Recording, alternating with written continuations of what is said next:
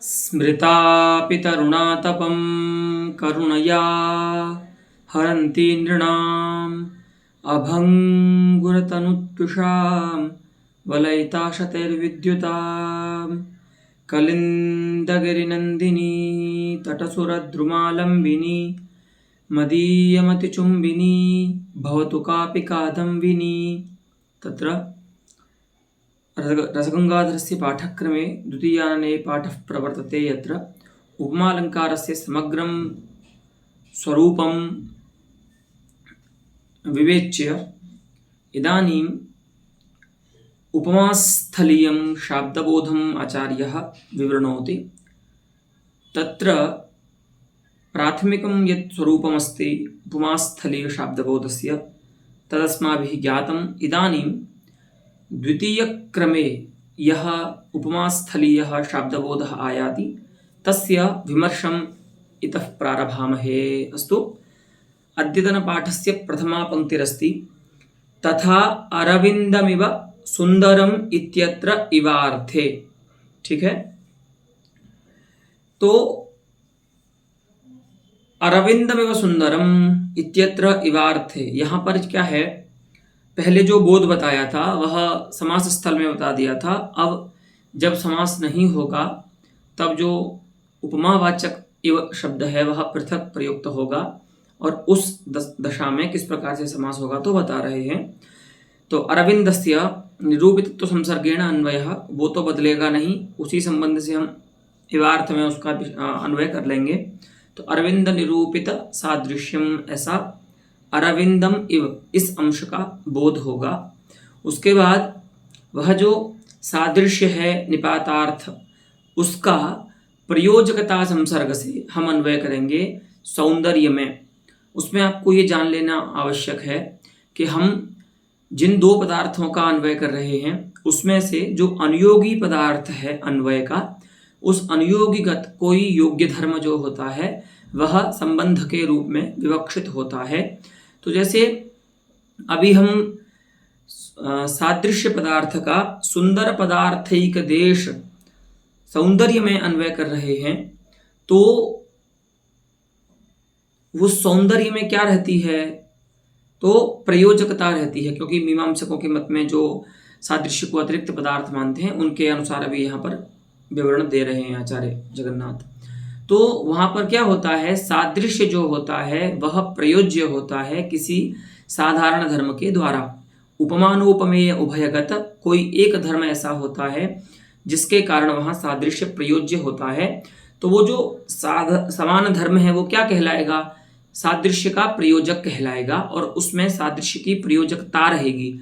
तो इसी प्रयोजकता को जब हम सादृश्य का सौंदर्य जो साधर्म्य है, समान धर्म है मुख और कमल का, उसमें जब अन्वय करेंगे हम सादृश्य पदार्थ का, तो तद्गत प्रयोजकता को ही हम स्वीकार करते हैं। ठीक है, तो प्रयोजकता संसर्गेण सादृश्यस्य सौंदर्ये अन्वयः। तो कैसा बोध उत्पन्न होगा, देखिए, अरविंद निरूपित सादृश्य प्रयोजक सौंदर्य। अब वो सौंदर्य पदार्थ तो पृथक है नहीं, वो तो एक पदार्थ का एक देश है, सुंदर पदार्थ का। तो सुंदर पदार्थ क्या है, तो सुंदर पदार्थ है सौंदर्यवत। ठीक है, तो और उस सौंदर्यवत पदार्थ का मुख पदार्थ के साथ अभेद होगा। तो इस प्रकार से पूरा जो अन्वय का स्वरूप है, शब्दबोध का स्वरूप है, वो होगा अरविंद निरूपित सादृश्य प्रयोजक सौंदर्यवद भिन्नम मुखम। इस प्रकार से शब्दबोध हो जाएगा। एवं च अरविंद निरूपित सादृश्य प्रयोजक सौंदर्यवद भिन्नमिति बोधः, इस प्रकार से यहाँ पर बोध हो जाएगा। अब ये तृतीय प्रकार का एक बोध बताते हैं। अरविंदमिव इत्यत्र तो अरविंद निरूपित सादृश्यवत, हाँ, जहाँ पर लुप्तोपमा होगी, साधारण धर्म का जहाँ पर उपादान नहीं होगा, तो अनुपाते साधारण धर्मवाचके पदे कथम बोधः भवति, तो अरविंदमेव मुखम, ऐसा किसी ने कह दिया, तो वहाँ पर अन्वय का शब्दबोध का स्वरूप इस प्रकार से रहेगा, अरविंद निरूपित सादृश्यवद भिन्नम मुखम। इस प्रकार से, क्योंकि वहाँ पर साधारण धर्म तो है नहीं, तो सादृश्य पदार्थ का अन्वय करना है सीधा उपमेय के साथ। ठीक है, अब एक शंका होती है, क्योंकि एक कार्य कारण भाव है। देखिए, कार्य कारण भाव ये है, नामार्थनिष्ठ प्रकारता निरूपित विशेष्यता संबंधेन शाब्दबोधं प्रति विशेष्यता संबंधेन विभक्तिजन्योपस्थिति ही हेतुः। अर्थात कभी भी ऐसा शब्दबोध हो जहां नामार्थ जो है वह प्रकार बने, तो उस नामार्थ निष्ठ जो प्रकारता है उस प्रकारता से निरूपित जो विशेषता होगी, ऐसा उस विशेषता वाला जो शब्दबोध होगा, तेन संबंधेन शब्दबोधम प्रति। अब यहां पर देखो, ये कार्यतावच्छेदक संबंध है, इसको कार्यतावच्छेदक संबंध बोलते हैं। ठीक है, तो इस संबंध से शाब्दबोध के प्रति हेतु कौन होता है? तो वह विशेषता माने वह हेतु होती है विभक्तिजन्योपस्थिति हेतु होती है विशेष्यतया। अर्थात जो विभक्तिजन्य उपस्थिति का विषय बनेगा अर्थ, वही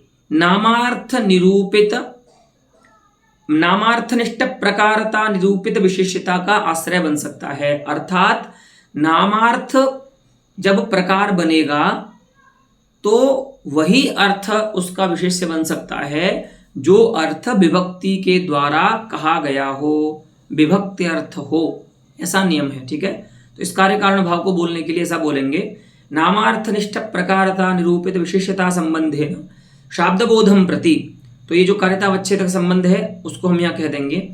इस संबंध से शाब्दबोध के प्रति कौन कारण होता है? तो विशेष्यतया जो विभक्तिजन्य उपस्थिति का विषय होगा, माने जो विभक्तिजन्य उपस्थिति का विशेष्य होगा वही अर्थ इस प्रकार के शब्दबोध का विषय बन सकता है। अर्थात इसका सरल अर्थ ये हुआ कि कभी भी आपको किसी नामार्थ का अन्वय अगर करना है तो वह नामार्थ का अन्वय विभक्त्यर्थ में ही होगा।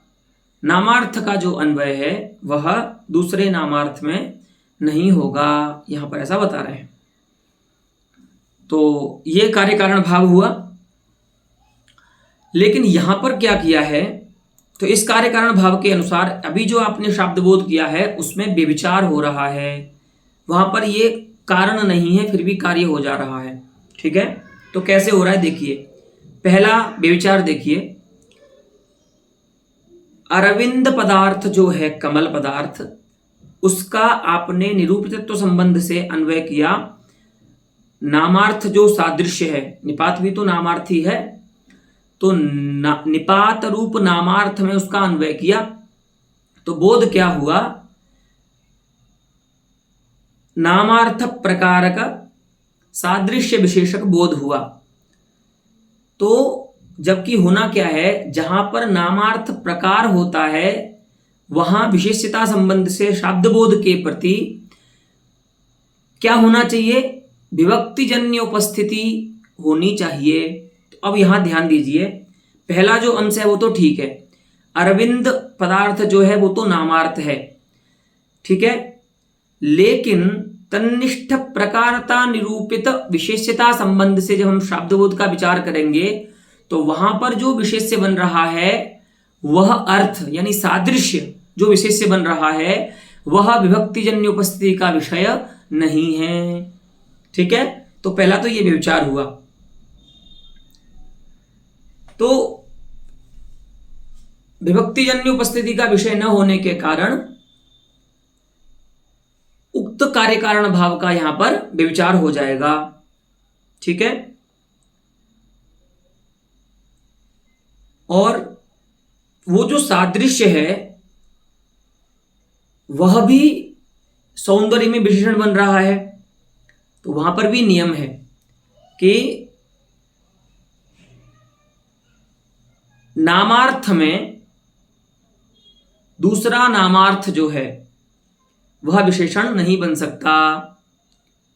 तो वहां पर भी क्या हो रहा है, सादृश्य पदार्थ जो निपातार्थ रूप नामार्थ है वह सौंदर्य रूप नामार्थ में विशेषण बन रहा है। तो इस प्रकार से निपातार्थ सादृश्य जो है वह एक जगह विशेष्य बन रहा है और एक जगह विशेषण बन रहा है। ठीक है, तो यहां पर भी द्वितीय जो अन्वय हो रहा है वहां पर भी कोई अर्थ जो है वो विभक्ति के द्वारा उपस्थित नहीं है, यानी विभक्तिजन्य उपस्थिति वहां पर भी नहीं है किसी भी अर्थ में, ना तो सौंदर्य में है ना तो सादृश्य में है। तो कहने का अभिप्राय यह हुआ कि नामार्थ जहां पर अन्वयी बन रहा है प्रतियोगितया या अनुयोगितया, वहां पर कोई एक अर्थ जो है उसका जो अनुयोगी या प्रतियोगी है उसको विभक्तिजन्य उपस्थिति का विषय बनना चाहिए, तभी तो कार्यकारण भाव की रक्षा होगी। नामार्थनिष्ठ प्रकारता निरूपित विशिष्टता संबंधेन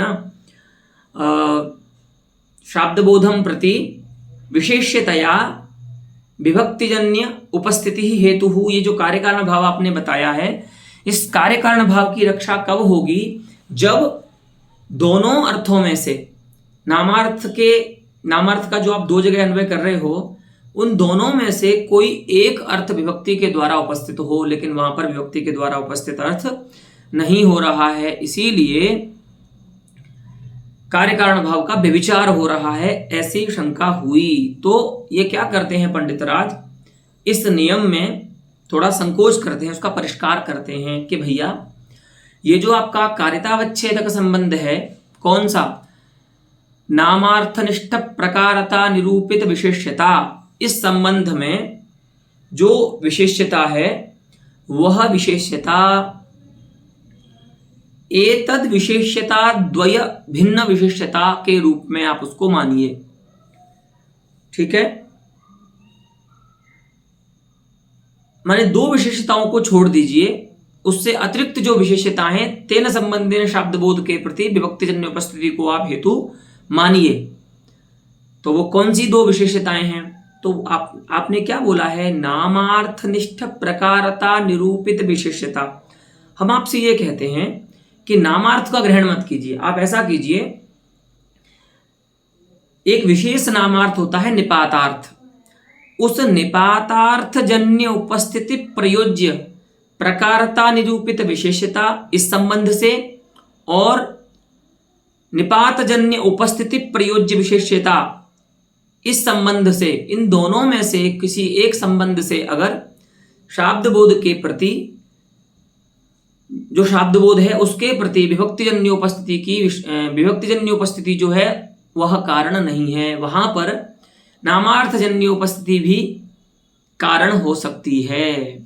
अर्थात ये मतलब हुआ कि जहां पर निपात के द्वारा निपातजन्य उपस्थिति के द्वारा जो प्रयोज्य है, कौन, जो प्रकारता है, उस प्रकारता के द्वारा निरूपित जो विशेष्यता है, यदि वो विशेष्यता रहे, अथवा निपात जन्य उपस्थिति के द्वारा प्रयोज्य जो विशेष्यता है, अर्थात निपात जहां पर किसी का विशेष्य बने, निपातार्थ जहां किसी का विशेष्य बने, अथवा निपातार्थ का कोई विशेष्य बने। ठीक है, तो ऐसी दो विशेषताओं को छोड़ करके जो भी विशेषताएं हैं, नामार्थनिष्ठ प्रकारता निरूपित विशेषताएं हैं, उस सभी प्रकार के विशेषता संबंध से शाब्दबोध के प्रति जो विभक्तिजन्य उपस्थिति हेतु होती है वह हेतु मानी जाए। तो अब क्या होगा, अरविंदमिव सुंदरम, इस स्थल में देखिए पहला जो अन्वय कर रहे हैं आप, अरविंद पदार्थ का इव निपातार्थ सादृश्य में निरूपितत्व संबंध से, वहां पर क्या है, निपातजन्य उपस्थिति प्रयोज्य प्रकारता रहेगी अरविंद में, और तन्निरूपित माने अरविंद निष्ठ प्रकारता निरूपित विशेषता रहेगी किसमें? सादृश्य में, निपातार्थ सादृश्य में। तो इस विशेषता संबंध से शाब्दबोध के प्रति विभक्तिजन्य उपस्थिति कारण अब नहीं होगी। तो यहां पर क्या होगा? एक नामार्थ का दूसरे नामार्थ में भी अन्वय हो जाएगा।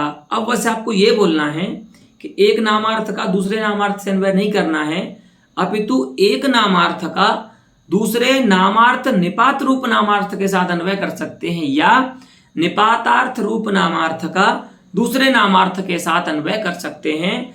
अब नामार्थ के अन्वय के लिए विभक्त्यर्थ होने की अपेक्षा नहीं है कि एक दोनों में से जब नामार्थ का अन्वय कर रहे हैं तो उसका अनुयोगी या प्रतियोगी जो है वह विभक्त्यर्थ हो, ऐसी अपेक्षा अब नहीं है। तो यही बताया इन्होंने कि निपातजन्य उपस्थिति प्रयोज्य प्रकारता निरूपित विशेष्यता अथवा निपातजन्य उपस्थिति प्रयोज्य विशेष्यता इति अन्यतर भिन्न विशेष्यता संसर्गेण, इन दोनों विशेष्यताओं को छोड़कर जो विशेष्यताएं हैं उस विशेष्यता संसर्ग से नामार्थ प्रकारक माने नामार्थनिष्ठ प्रकारता निरूपित विशेष्यता संसर्गेण जो शाब्दबोध होता है उस शाब्दबोध के प्रति विशेष्यतया विभक्तिजन्य जो उपस्थिति हेतु होती है वह हेतु होती है। अब आपको इतना ही समझना है इसमें कि हमको अब ऐसा नहीं बोलना है कि नामार्थ का नामार्थ में ही अन्वय होगा, विभक्त्यर्थ में ही अन्वय होगा, नामार्थ का नामार्थ में भी अन्वय हो सकता है, ऐसा नहीं बोलना है। ऐसा बोलना है कि नामार्थ का निपातार्थ रूप विशेष नामार्थ में अन्वय हो सकता है, अथवा नामार्थ रूप विशेष निपातार्थ रूप विशेष नामार्थ का एक दूसरे नामार्थ के साथ अन्वय हो सकता है, क्योंकि इस प्रकार से हमने नियम में संकोच कर दिया, कार्य कारण भाव में संकोच कर दिया। अस्तु।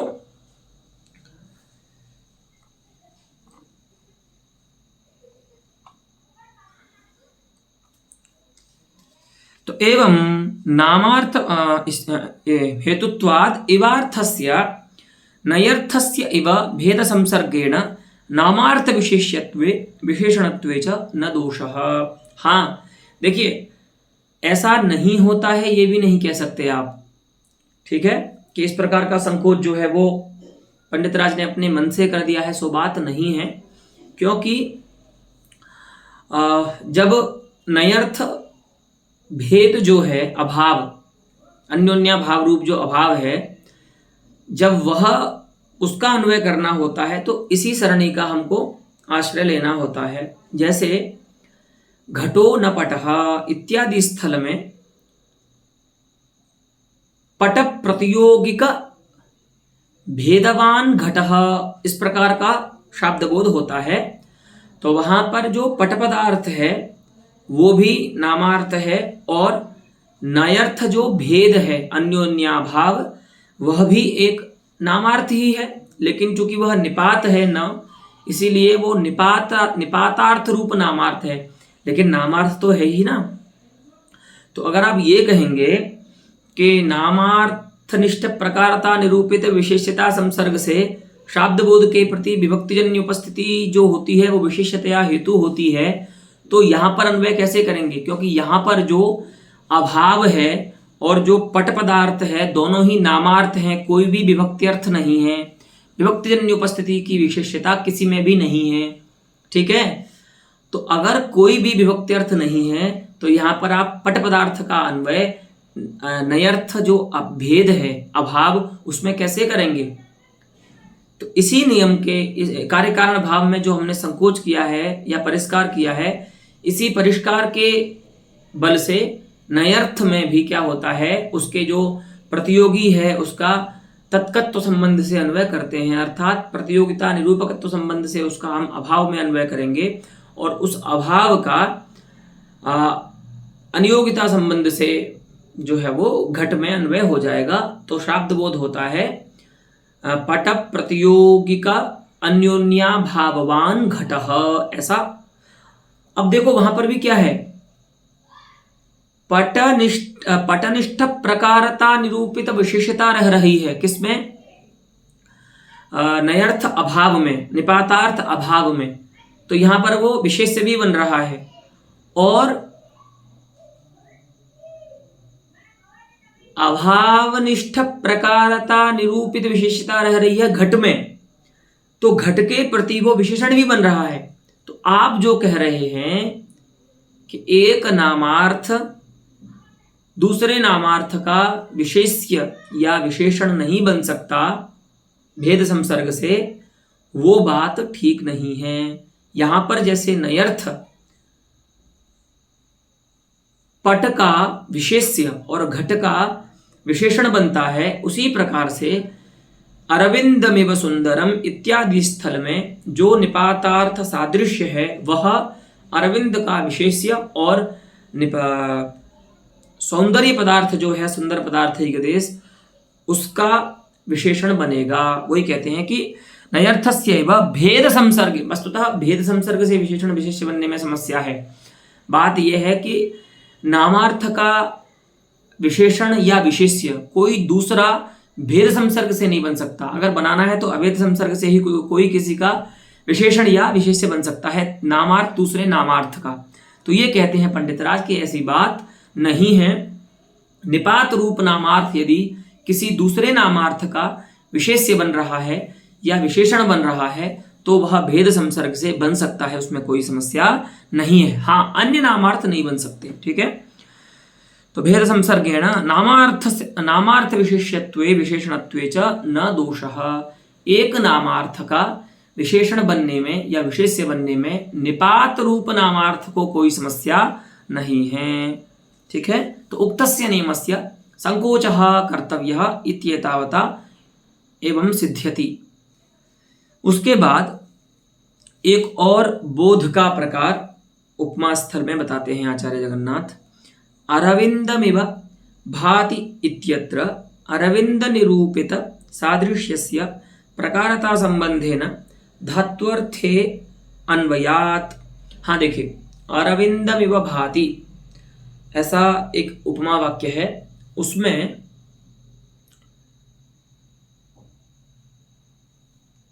भा धात्वर्थ जो ज्ञान है,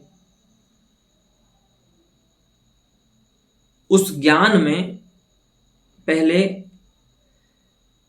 सादृश्य को प्रकारताकत्व संबंध से आपको विशेषण बनाना है। ठीक है, और उस सादृश्य में जो उपमान पदार्थ है उसको निरूपितत्व संबंध से उसका अन्वय करना है। तो अरविंद निरूपित सादृश्यनिष्ठ प्रकारता निरूपकम ज्ञानम, ये आपको भाधात्वर्थ तक अन्वय हो जाएगा।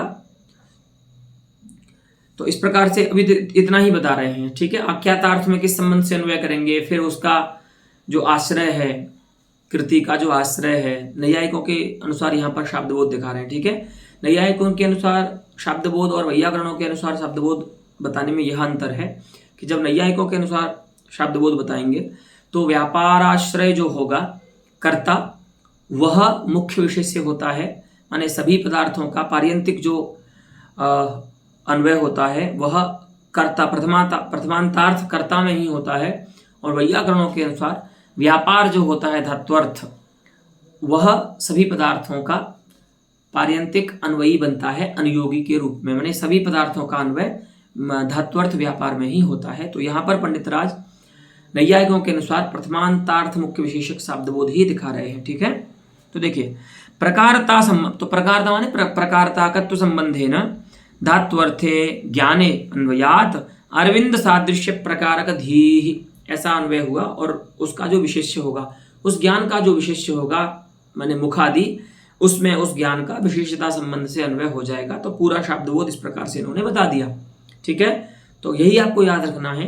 अरविंद पदार्थ का निरूपितत्व संबंध से सादृश्य में अन्वय, इवार्थ सादृश्य में अन्वय, सादृश्य का प्रकारता निरूपकत्व संबंध से ज्ञान बाधात्वर्थ ज्ञान में अन्वय, और उसका ज्ञान का जो विशेष्यता संबंध से मुखादि विशेष्य है उस अन्वय कर देंगे। तो इस प्रकार से वो शब्दबोध हो जाएगा। ठीक है, अब वहीं पर अगर साधारण धर्म को कह दिया क्योंकि क्रिया रूप यहाँ पर है ना मुख्य अर्थ है, तो वहाँ पर तृतीयांत होगा साधारण धर्मवाची पद। तो वही कहते हैं तत्रैव, माने उसी वाक्य में, अरविंदमिव भाति, इसी वाक्य में सौंदर्येण इति धर्मोपादाने, अगर कोई तृतीयांत धर्मवाची माने साधारण धर्मवाची पद का प्रयोग कर दे वक्ता, तो किस प्रकार से अन्वय करोगे? तो बताते हैं सौंदर्येण इति धर्मोपादाने तृतीयार्थ प्रयोज्यत्वम। अब देखिए तृतीयार्थ क्या हो जाएगा, विभक्ति अर्थ जो है वो प्रयोज्यता हो जाएगी। अब सौंदर्य क्या है, प्रयोजक है ना, तो उस प्रयोजक सौंदर्य पदार्थ का प्रकृति अर्थ जो सौंदर्य है उसका तो विभक्ति अर्थ प्रयोज्यता में निरूपितत्व संबंध से अन्वय करेंगे, है ना, माने सौंदर्य निष्ठ प्रयोजकता निरूपित प्रयोज्यता, ऐसा अन्वय करेंगे। ठीक है, तो सौंदर्य प्रयोज्य ऐसा अर्थ हो जाएगा सौंदर्येण इस पदार्थ का। ठीक है, सौंदर्य निरूपित प्रयोज्यता ऐसा। और उस प्रयोज्यता का अब ये बताते हैं कि दो जगह अन्वय कर सकते हैं, या तो धात्वर्थ भान में या तो इवार्थ सादृश्य में। ठीक है, तो धात्वर्थे भाने इवार्थे सादृश्ये वा अन्वयः, तो तब जब ऐसा अन्वय कर लेंगे पूरा, तो अब तृतीयांत धर्मवाची पद के रहने पर जो वाक्य बनेगा कि अरविंद सौंदर्येण अरविंदम इव भाति, इसका शब्दबोध कैसा होगा वो बता रहे हैं। तो वही सौंदर्य जोड़ देना है आपको, सौंदर्य प्रयोज्य अरविंद निरूपित सादृश्य प्रकारक धी विशेष्यम मुखम, तो ज्ञान का जो विशेष्य है ऐसा मुख, ऐसा शब्दबोध हो जाएगा। ठीक है, तो इस प्रकार से ये पांचवां शब्दबोध उपमा के स्थल में बता रहे हैं पंडितराज। ठीक है, तथा गजैव गच्छति पिकैव रौति इत्यादौ उपमानपदानां तत्कर्तृकक्रियायां लक्षणया गजादिगमन सदृशगमनाद्यनुकूलकृतिमान् इति बोधः। अब देखिए एक और प्रकार का बोध बताते हैं उपमा के स्थल में। गजैव गच्छति माने जहां पर क्रिया रूप साधारण धर्म होगा वहां पर बोध का जो स्वरूप है वो बदल जाएगा। तो यहाँ पर गमन क्रिया में साम्य है, गज के समान चलता है, तो जो गमन है उसमें समानता है। तो जब क्रिया रूप साधारण धर्म होगा तो जो बोध है वो बदलेगा, उसको बताते हैं गज इव गच्छति पिक इव रौति। रौति अर्थात शब्दम करोति, कोयल के समान शब्द करता है और गज के जैसा चलता है, ऐसा वाक्य है। तो यहाँ पर उपमान जो पद हैं उनका अर्थ लक्षणा से तत्कर्तृक क्रियायाम लक्षण, हाँ उनका अर्थ होगा लक्षणा से तत्कर्तृक क्रिया।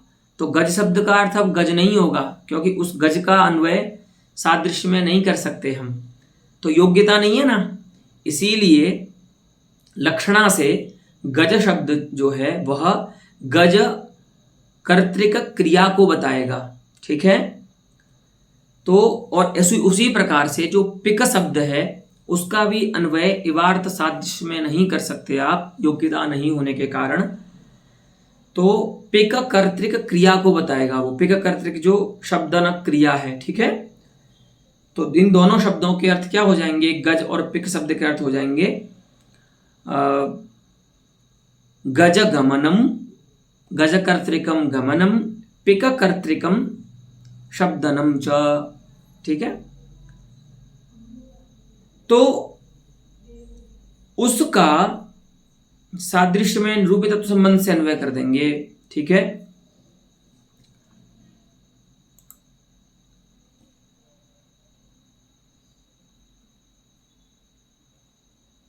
तो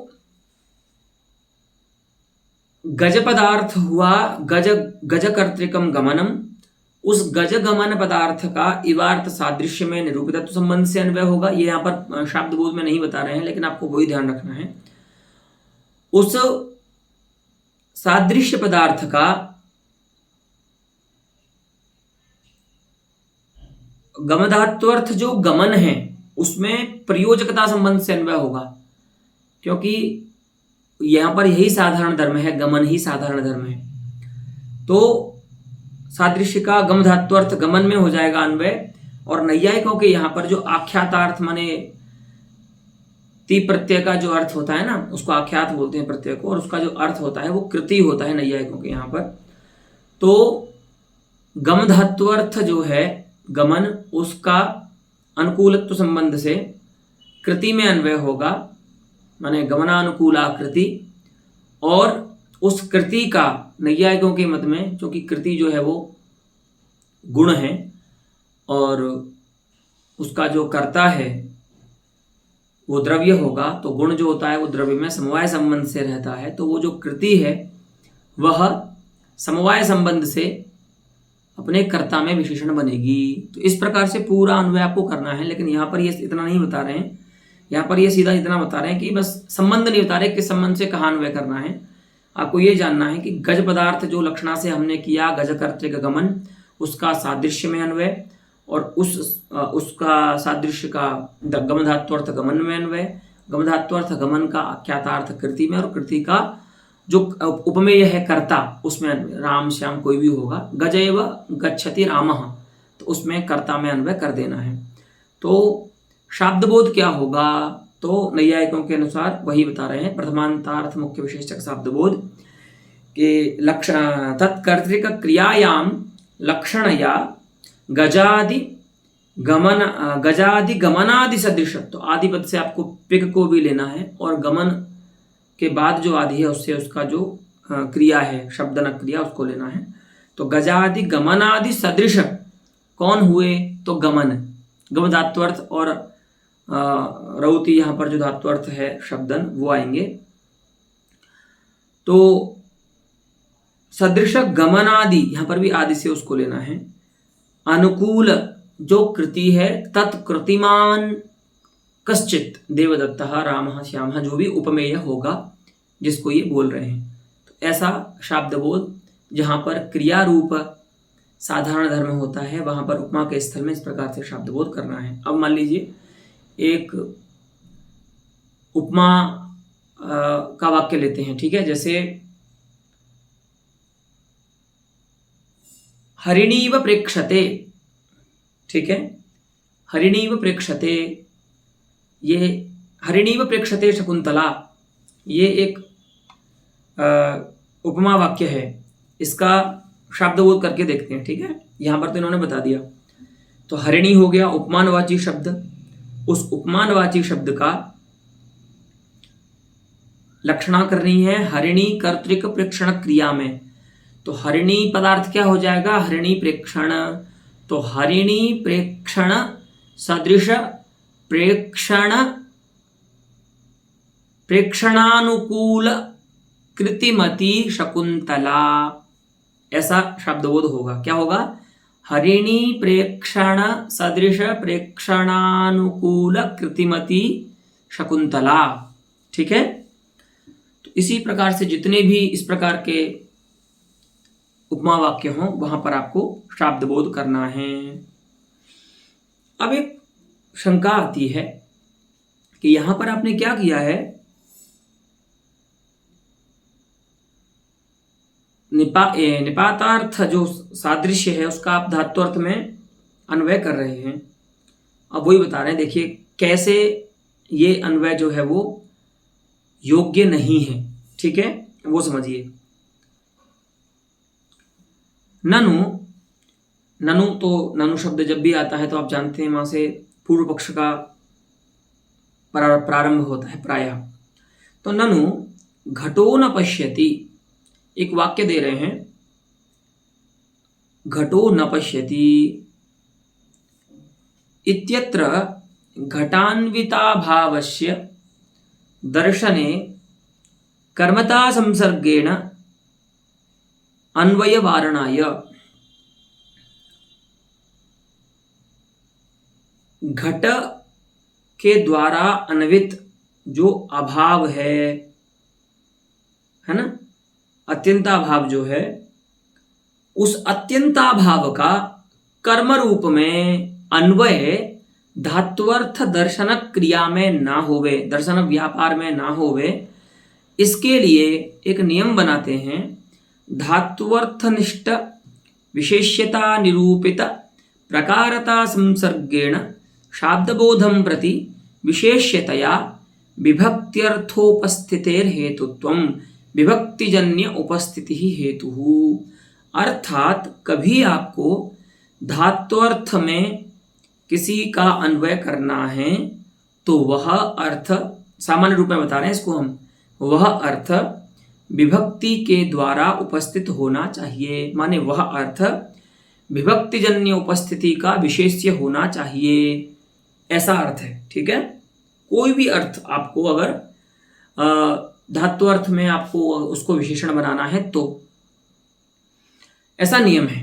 ठीक है, तो ये कार्य कारण भाव भी बोल दिया इन्होंने। तो यहां पर इन्होंने क्या किया, कारितावच्छेदक संबंध के रूप में धात्वर्थ निष्ठ विशेषता निरूपित जो प्रकारता है उसको रखा है, माने विशेष प्रकारता को रखा है। वो प्रकारता कैसी होगी, तो धात्वर्थ निष्ठ विशेषता से निरूपित होगी। अर्थात धात्वर्थ में विशेषण बनने वाला अर्थ जो है वह तभी बन सकता है जब वह अर्थ विभक्तिजन्य उपस्थिति का विषय बनेगा, अर्थात विभक्ति के द्वारा कहा जाएगा। ठीक है, अब समझिए यहां पर समस्या क्या है। तो घटो न पश्यति में जो नयर्थ अभाव है वह कर्म रूप से अन्वित धात्वर्थ दर्शन में नहीं हो सकता। यानी उसको आप ऐसा अर्थ नहीं कर सकते कि अभाव को देखता है, घटाभावम पश्यति, ऐसा अर्थ आप नहीं कर सकते, क्योंकि कर्म रूप में अन्वय नयर्थ अभाव का धात्वर्थ दर्शन में नहीं होगा। क्यों नहीं होगा, क्योंकि इस प्रकार के शब्दबोध के प्रति जो आप करना चाह रहे हो, धात्वर्थनिष्ठ विशेष्यता निरूपित प्रकारता संसर्ग से आप जो शाब्दबोध करना चाह रहे हो, उस शाब्दबोध के प्रति विभक्तिजन्य उपस्थिति जो है वो हेतु होती है।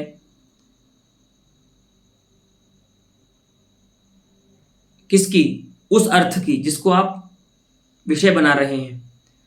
तो अब आप ये बताइए कि यहां पर जो नयर्थ अभाव है क्या वह विभक्ति का अर्थ है? नहीं है, वो निपातार्थ है, नामार्थ है। चूंकि नयर्थ जो अभाव है वह विभक्तिजन्य उपस्थिति का विषय नहीं है, विभक्तिजन्य उपस्थिति का विषय नहीं है, इसीलिए विशेष्य रूप में, इसीलिए वह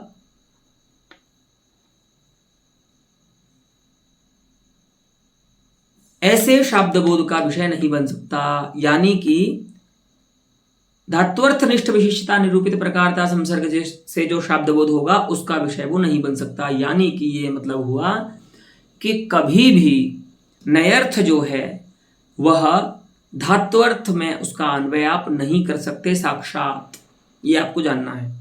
ठीक है, कर्मता रूप से, माने किसी भी विभक्ति अर्थ के रूप में आप उसका अन्वय नहीं कर सकते। तो इसी प्रकार से क्या करते हैं, ये नयर्थ की जो कर्मता है उसका वारण करते हैं इस नियम, इस कार्य कारण भाव के द्वारा, कि अगर आपको धात्वर्थ में किसी को विशेषण बनाना है तो उसको विभक्तिजन्य उपस्थिति का विषय होना होगा। और यहाँ पर नयर्थ नहीं है, इसीलिए नयर्थ जो है वो दर्शन क्रिया में उसका अन्वय कर्मता संसर्ग से नहीं होता है। ठीक है, तो ये नियम बन गया। अब आपने क्या किया है, गजैव गच्छति पेकैव रौति इत्यादि स्थले निपातार्थस्य सादृश्यस्य गमदात्वर्थ गमने यह अन्वयः विहितः सोपि अन्वयः अनेन कार्यकारणभावेन विरुद्धः, वह अन्वय भी इस कार्यकारण भाव के द्वारा नहीं हो सकता।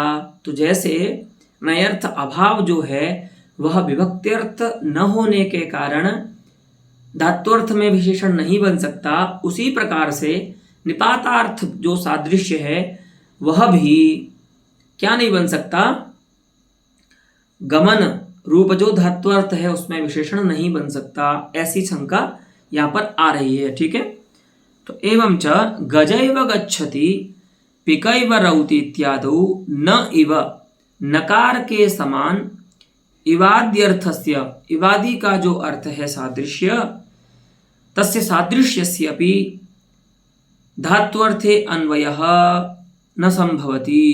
हाँ, इवाद्यर्थस्य न संभवति, तो जो इवाद्य अर्थ है उसका जो अन्वय है वो धात्वर्थ में संभव नहीं है, जो कि आपने जस्ट किया है।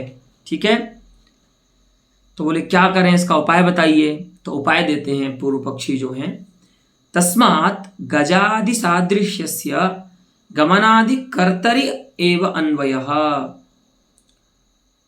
क्या कीजिए आप, गमनादि कर्ता जो है साक्षात उसमें कर्ता में अन्वय कीजिए, गमन कर्ता जो है ना उस कर्ता में अन्वय कीजिए सादृश्य, गजादि सादृश्य का।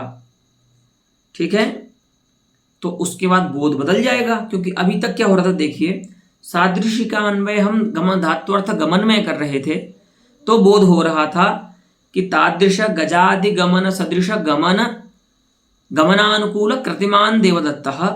लेकिन अब ये बोल रहे हैं कि इस प्रकार से आप विभक्त्यर्थ न होने के कारण निपातार्थ सादृश्य का अन्वय गमधात्वर्थ गमन में नहीं कर सकते, नियम के विरुद्ध है, कार्यकारण भाव के विरुद्ध है। इसीलिए उस गमन का अन्वय सीधा आप गमन कर्ता जो है ना, गच्छति का जो कर्ता है उपमेय, उसमें कर दीजिए, तो बोध बदल जाएगा। वहां बोध क्या होगा